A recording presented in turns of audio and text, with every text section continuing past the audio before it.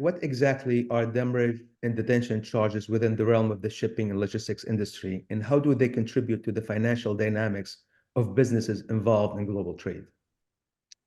Yeah, so yeah, good level set question to start the discussion with. So just at a very basic level, detention, demurrage, often lumped together, called D&D. They are different charges within the context of the sort of movement of a container, but they cover very different things. So just to sort of describe what each of them is.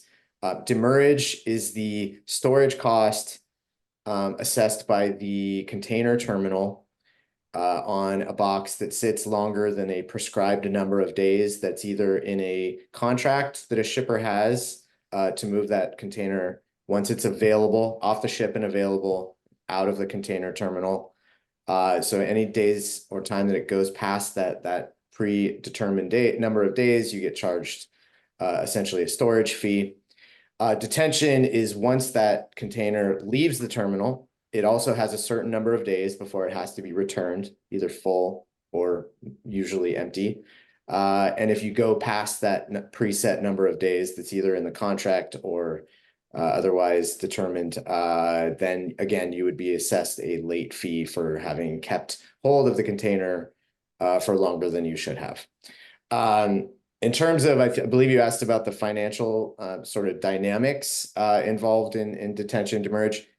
Theoretically, they should be very minimal, right? These are sort of clauses in contracts that are intended to motivate the rapid evacuation of containers out of terminals, so they're not occupying space on very valuable acreage near ports or in ports. And likewise, the fees are on the detention side are meant to get those containers back into the system and not being, stored in perpetuity. We've all driven in cities and seen containers, ocean containers sitting on the side of roads somewhere. My immediate thought is, oh, I wonder what the detention is on that. So ideally, they wouldn't occupy much from a financial perspective relative to the cost of ocean freight. In reality, they have increased that they've started occupying a larger percentage over the past decade. It's always been a problem, right? It's always been something sort of a thorn in the side for importers and exporters.